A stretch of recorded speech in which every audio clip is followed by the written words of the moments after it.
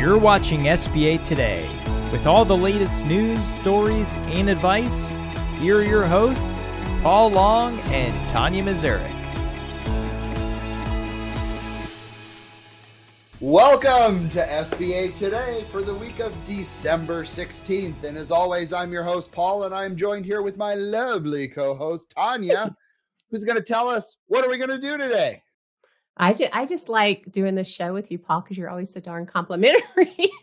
It's almost like my teapot in the morning that whistles at me every day. It's like, awesome. Anyway, all right. So there's some interesting things going on Capitol Hill that we're going to talk about, obviously. Yep. And who's doing the most loans in SBA? What states are doing the most loans? So we're going to talk about that, as well as, hey, it's a season to be grateful. So we're going to talk a little bit about gratefulness at the very end as well. So go ahead and take it away, Paul. Perfect. Well, thanks to Lumos, they put out a graph that I think we're going to show up here on the screen of the United States, and it's per capita SBA loan. So who's doing the most loan dollars that are out there in 2024?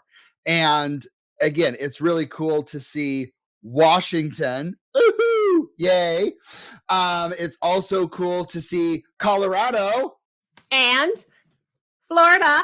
And Florida. As well as Utah. Utah. Yeah, which is pretty interesting on there. So those are the top four that are doing the most on there. I just thought it was very interesting to see kind of a graph like this of where things are being done. I'm really shocked on California personally. I would think California with population, everything, that, it's only, a little bit less. But everything else, kind of makes sense. I was actually kind of surprised. Maine, 59. I thought that was actually pretty large for that state. It seems like it, yeah. Texas, 97. Like that's wow. Okay. Right? I've got some things around that. Perhaps Texas is an interesting one, actually. So many people don't realize, right? So like if you're doing a cash flow deal in Texas, Texas is a funny one that you can't actually, I believe there's laws in place that you can't actually garnish wages and stuff like that. Most people don't know that. Not to mention the homestead in Texas. So that's part of it too, especially when you get the acquisitions and there's no collateral. So yes, not surprising. Exactly. And yet it's so big. It is surprising. Right. Wow, it's kind of crazy. But you know what, Paul, come on. 3 out of the 4 is within our footprint.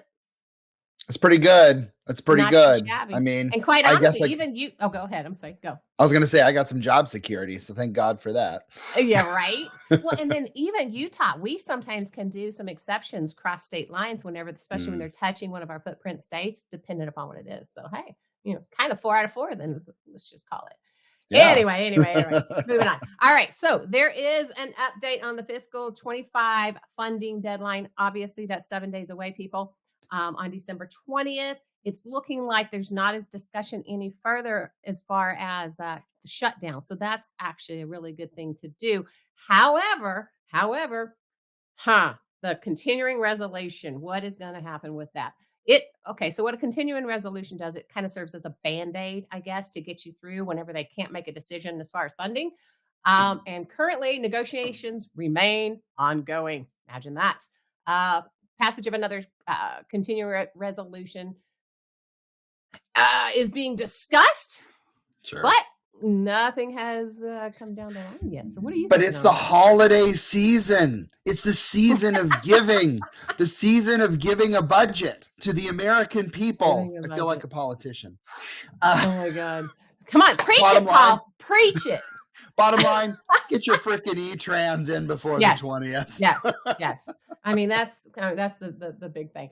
And Chairman Williams was reappointed as the chairman of the House and Small Business Committee to second term, right? So it's a second term. Now, the funny thing with that, or not funny, I guess, the interesting thing with Chair Williams, he's made public statements. He has made public statements expressing his concerns with SBA's regulatory and SOP changes.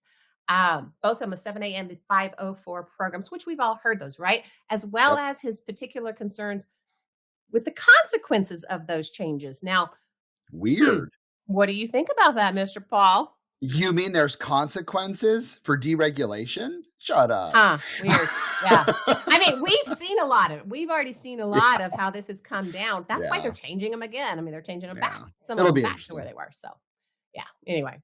And the fun one, Joni Ernst. Joni Ernst introduces legislation to reduce SBA staff and launches the Senate.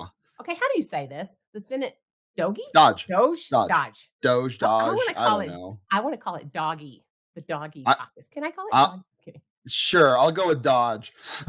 Dodge Caucus. All right. Politico reports that the bill would require the SBA administrator to relocate at least 30% of the workers at its current headquarters to locations outside of Washington. Not only that, but also to reduce the staff by 30%. Or reduce the staff 30% at its office space there in Washington. So I don't know. What do you think about that? Well, I think the most interesting piece of this, and the thing that should be probably scaring anybody who works for the SBA, Senator Ernst is at the helm for the Department of Government Efficiency, the Dodge Caucus. So she's going to have something to say. She's going to have to be the leader in this. And that's, I think, what's scaring me the most is, you got something to say. You have to be that person who's leading the way. And it just kind of worries me a little bit. I mean, you think? I'm glad I work for a private institution. Well, yeah, but I mean, we still depend so much upon what the SBA does, and any of the regulations and changes in government directions, I guess, that they take the SBA obviously affects all of us in the SBA world. So, well, maybe they're going to do something like they're doing with like Amazon. Hey, y'all got to come back to the office. Oh, you don't want to come back to the office? It's the nice way of saying we're just laying people off. Well, exactly. And that's the national thing is everybody's like used to the whole remote and all that fun stuff. But what's going to happen? I don't know. We'll just sit back with our popcorn and watch and see. We will. I know. Popcorn. Well, what do you think? What do you think next there, Paul? Let's talk about what to be thankful for. Yeah, agreed. It is the holiday season. Again, the season of giving. There's so much this year that I just, really want us to stop and just be thankful for what we have. We always focus on our goals and what's next and all of that, but let's just stop for a moment and think about what has happened this year. If you're an SBA lender, you probably had a decent year. Right? Probably had a decent year in production. Which means you had a decent year in income, and there was lots of ups and downs. Think about the interest rates we went through over the last short term here, and think about the people who help support our teams, our closers, our underwriters, and even our approvers. I know we don't think about them very often. Trust me, especially if they say no. I couldn't tell you their name, but no. For the most part, we really need to adapt because most of our institutions have a good, well-oiled machine, and we have a good system. And I'm sure you do, Tonya. And we just really need to think about how SBA has given so much to our individual families because all of that comes down the line, right? And our communities, man. I mean, it kind of out that it's not just all of us out there in SBA world knows, right? It's not just about us. We don't do this because it's just about us. We wouldn't be in this industry if it was just about us. So it helps the communities. It helps our business owners out there. It helps bring small businesses, I guess, through the tough times. I mean, I really love that we can help that. And the brokers that refer to us, and there's so many things. And, Samuel just made a comment, are they saying bye to the SBA? No, that is not a chance. And I think that's going to happen. You can feel free to quote me on that. But again, there's so many things of what we do touches so many people. If you really think about the spider web that SBA does, it's really quite amazing. Lastly too, I love doing this podcast with you, Tonya. I enjoy sharing the news with everybody. I enjoy Ray and Madison and everyone who just kind of, puts their teeth into this, because I don't get paid for this unless you got some contract that I didn't know about. Nope. we truly do this to give back. And it's a lot of fun just to be able to share that news and, hang out with you, Tonya. And just, again, thanks for everything. I agree with you, Paul. It's one of the highlights of my week. I must admit, I enjoy our banter. I enjoy putting things out there that I guess help others. I do want to talk about something, and you're gonna you're gonna be like, "What the heck? Where's she going with this now?"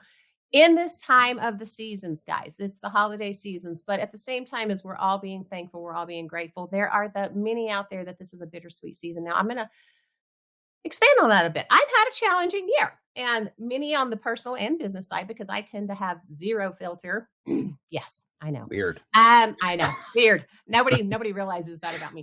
Anyway, but I've had some challenging things that have gone on in my life. So, people have reached out and they're like, "Boy, you just look so happy." Well, yeah, here, and I am the vast majority of the time, but there's still things behind the scenes. I mean, others out there that we're dealing with too during this time, they could be having a bittersweet time. I've done so much work this year, right? Getting me through some of my challenges. And okay, I'm going to put those out there because y'all are going to just laugh at me. I mean, I've done Dr. Dispenza energy work. I've done shamanic healing. I've done light energy. I've traveled. Okay. I might get in trouble for saying this, who knows, but my most recent was an ayahuasca journey, because quite honestly, for myself, I'm going through all kinds of different things that I'm stepping outside of boxes in order to further my journey. Everybody's on their own journey, right? So anyway, what I want to say to that is, I've had some business people that have reached out that they've got some serious challenges in their own world, or and with people that they're close to. Y'all, be kind. Be kind. The next few weeks, during the rest of this season, the rest of the year, just be kind, show compassion, show grace. Don't know what's going on behind the scenes with anybody that you're working with. So if they kind of come at you in a maybe a negative light, maybe recognize that they've got something else going on, that it has nothing to do with you. So anyway, I'm just going to throw that out there. True. And well, and real quick, I want to say I need to Google half of the words you just said in your previous, because I have 0.0% of what the hell that was. Before this year, so did I. So that's what I mean by you just never know what kind of place people are going to with it, reinventing themselves and or stepping outside the challenges. I mean, but like Zoe said, it's good for you investing yourself, and that's awesome. But I have no idea what you invested in. Well, put it this way. I would tell everybody to just step outside their comfort zone and find whatever it is that works for them. You don't know what it is until you actually try it. So I've stepped outside every zone I've known. I'm moving forward. Anyway.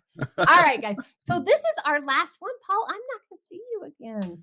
I know. Next year. Yep.